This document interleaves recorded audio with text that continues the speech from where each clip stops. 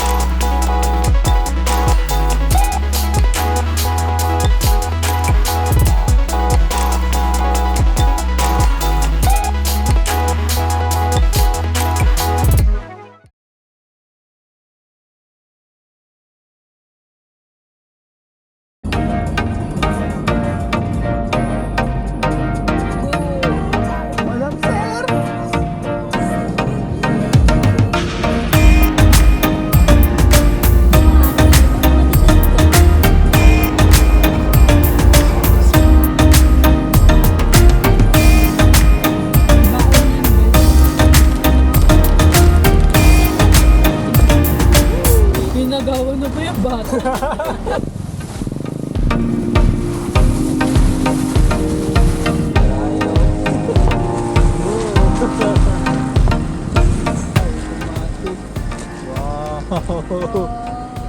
Wow.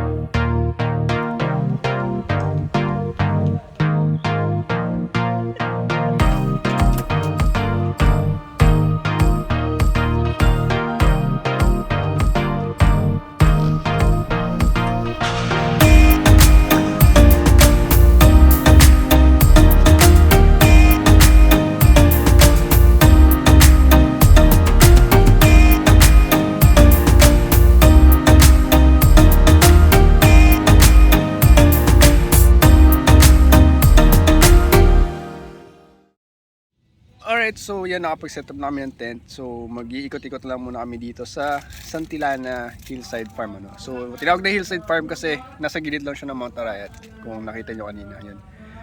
Alright.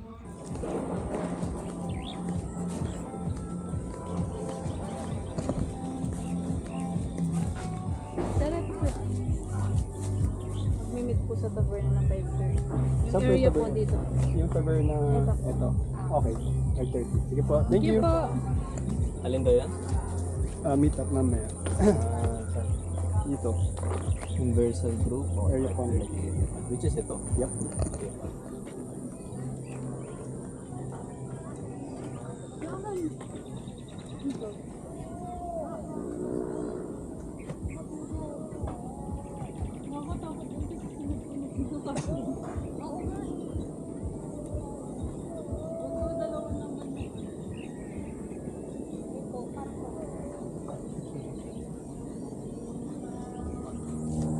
Kaso reserved eh, no? Oo nga eh. Sayang. Ayun na, meron pa dong ano, patungan. Flat na flat deck. Malawak siya, no? Yep. So, bali dinner lang talaga yung kakain natin ng natin.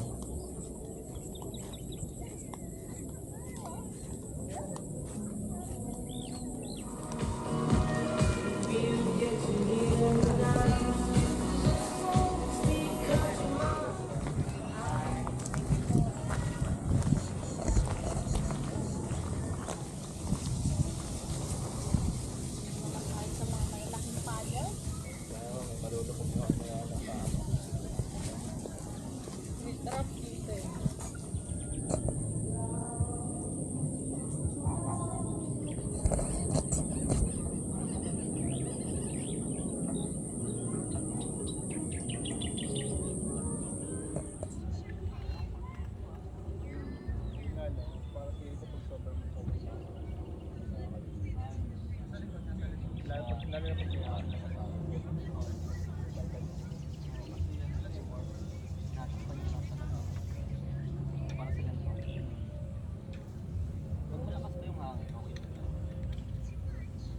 Oh, mas okay na pag malaksan.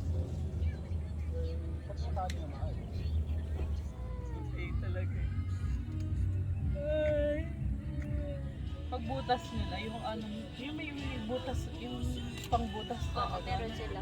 Kasi ang perfect ng butas eh. Yun nga rin eh. Perfect ng butas. We need to register because we will be included in the raffle. And we take a picture of the trees that you plant and then we will put under your name. Hanggang tumanda siya. Yung pangalan niya.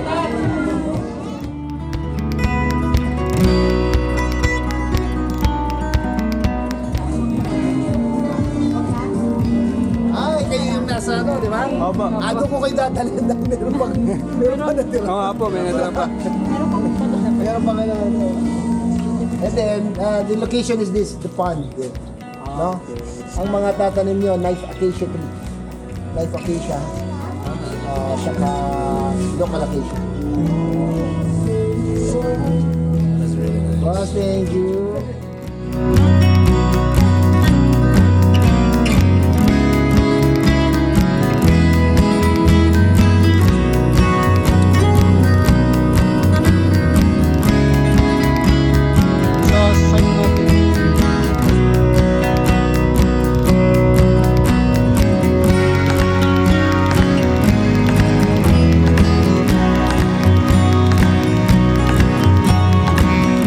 Alright, so we just finished tree planting dito sa Santillana Hillside Parks.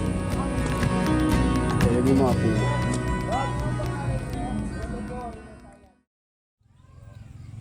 Doktor na lang ng computer. Ulat na ako yung doktor niya gusto. May ticket, may ticket. Kung ano kinakatikot. Hinahanting nga ako kanina eh, pati doon sa CR meron. Ano yan? JWP. Parang ano yun, gagawin tokens. Sabi, JWP. Oh, oh my gosh, nakita mo, oh my gosh. Yung nagpakamot, ito pa. Ito to. Gusto niya magpakamot sa akin. Ayoko yun. Talala.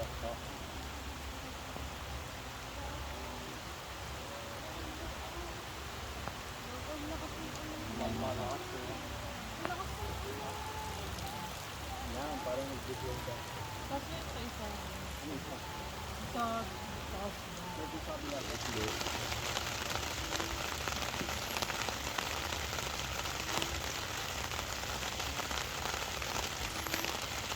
Yan yung lagyan ng ano yung taas ng drumettes.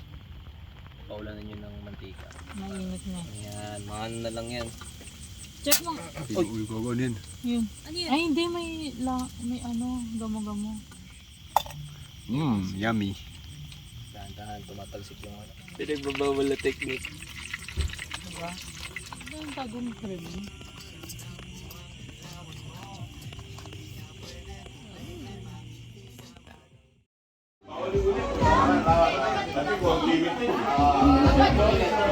Number 49. Bem Bem Reyes.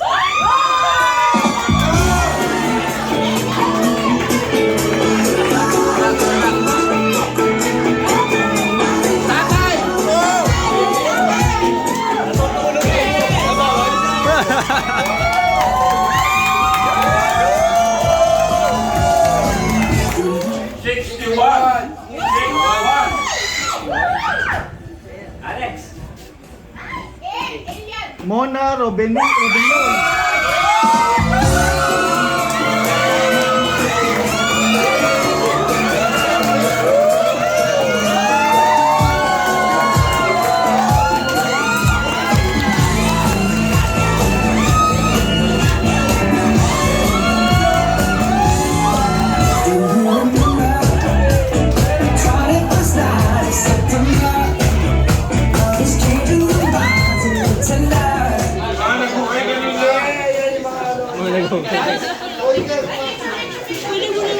Basta mababait namin.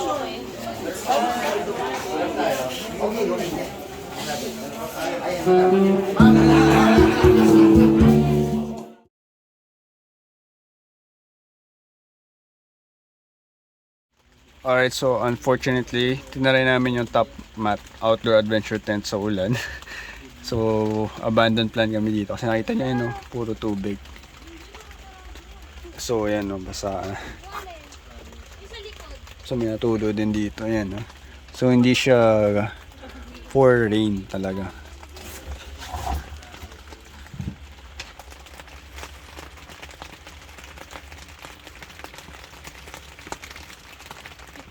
Alright, so epic fail car camping in the rain. So hindi ko alam na parang hindi na ata masyadong waterproof yung tent. Nagmo-moist yung sa loob eh.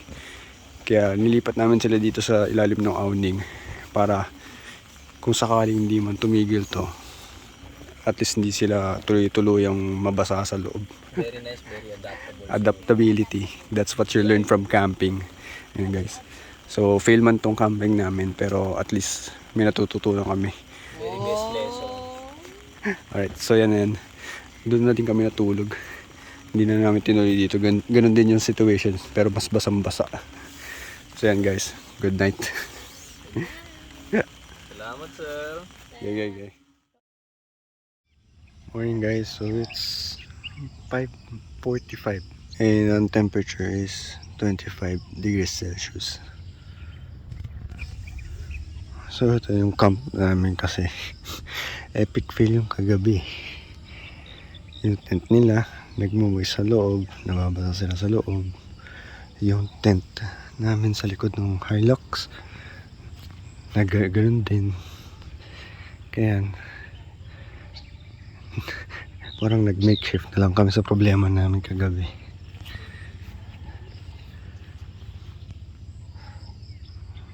At sa inyo mga kapitbahay namin, hello po sa inyo kung nanonood kayo.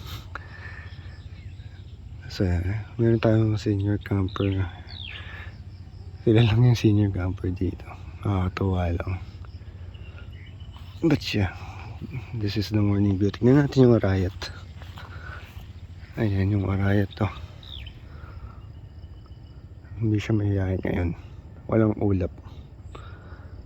But yeah, nakatulog naman ako. Ang init lang talaga ng tent na yan. Buisit.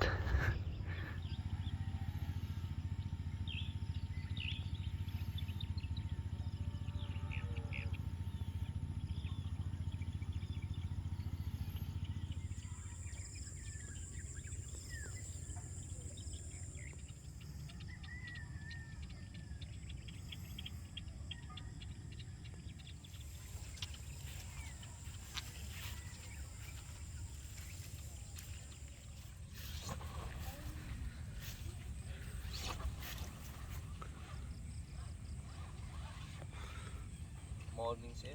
Oo nga eh. Ito pa oh. Pag ganyan. Oo. Ay mata. Patak na. Okay na yun. Natanggal. Breakfast time.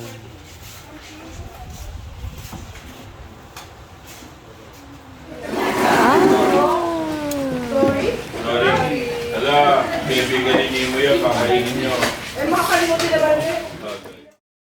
So yan, tapos na kami mag-breakfast.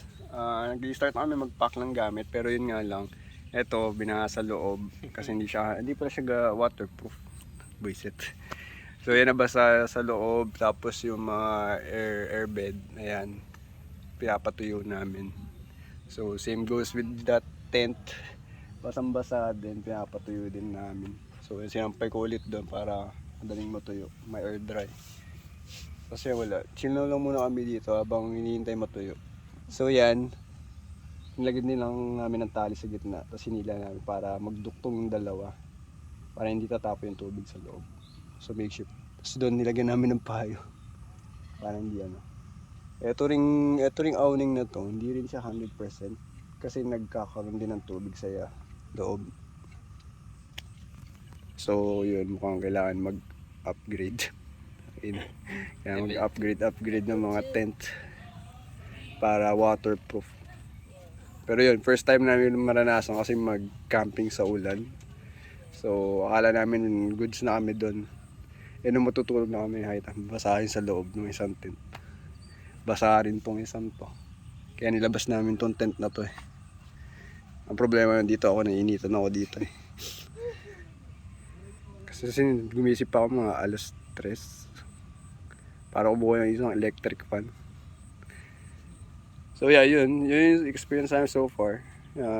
Rain, camping in the rain, epic fail.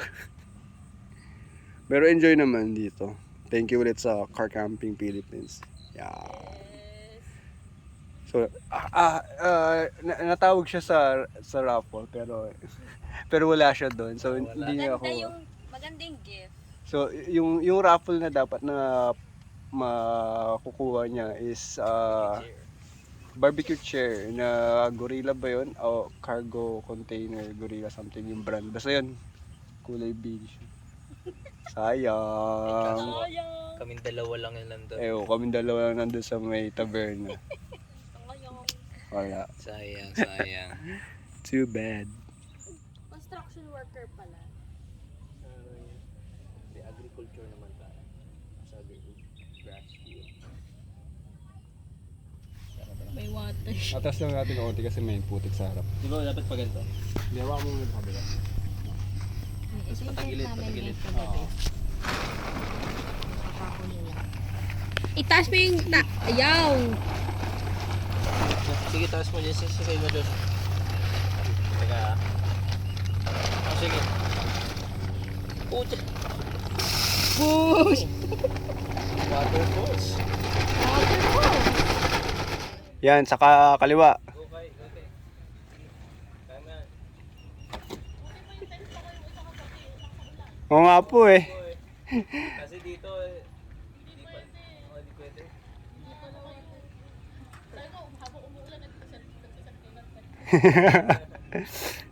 Evacuate eh. Basa po. Nabagyo, naging rain camp.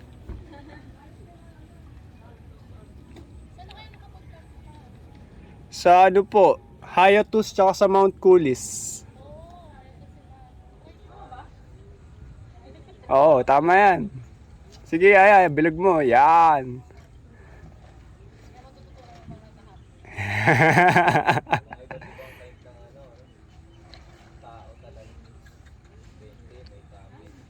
May aso ka? Opo.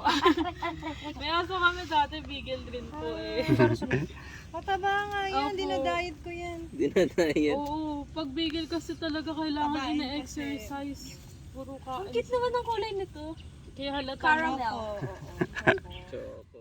And after that, pagkatapos namin maglikpit ng gamit, bago kami umalis ng Santillana Hillside Farm, let's have a look at the place one more time.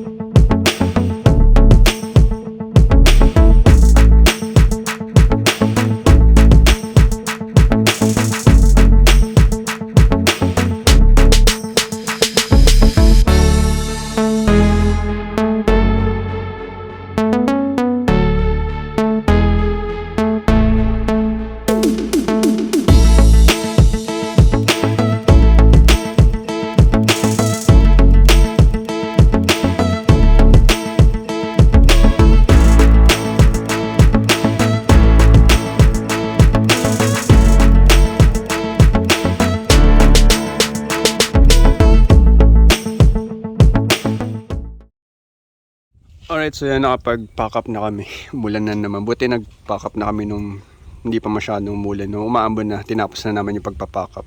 Pero yun, nabasa ulit yung mga tent nila. Naglilikpit na rin sila kanina eh. Tapos biglang umulan na naman. Ayan. Alright, so review ng Santillana Hillside Farm. Una-una, accessible siya sa mga 4x2, even sedan, tulad na itong City RS hatchback. Hatchback pala, hindi sedan. But yeah, basically kaya rin ng mga sedan, kahit mga 4x2. Hindi mo kailangan ng SUV or 4x4 pickup truck.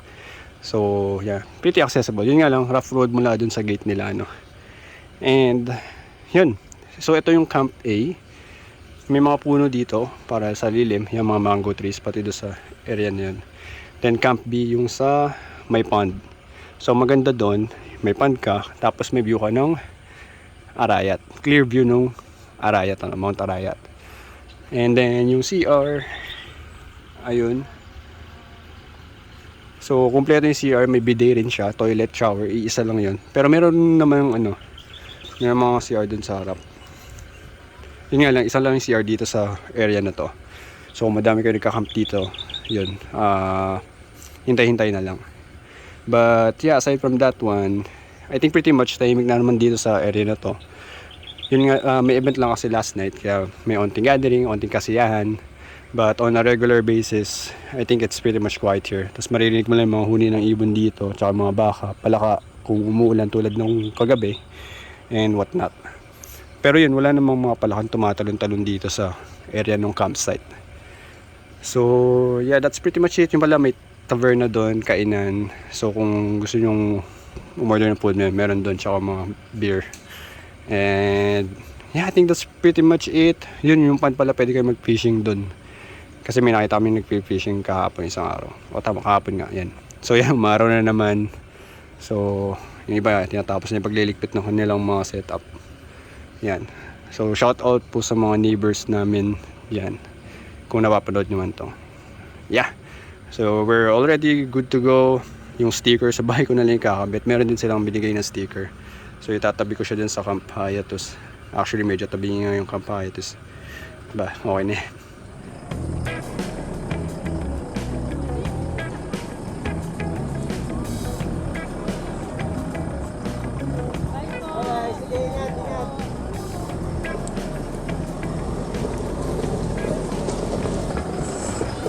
Bye po. Ingat po kayo.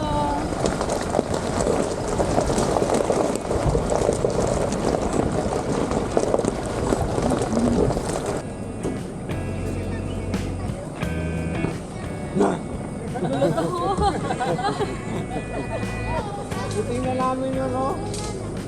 Dahil yung price namin, may free accommodation kami dito. Nanalo kami sa raffle kagabi. Oo. Yung free accommodation, balik kami. Babalik kami dito para sa birthday niya, kay September. Kaya kami din ang may sila. Ingat!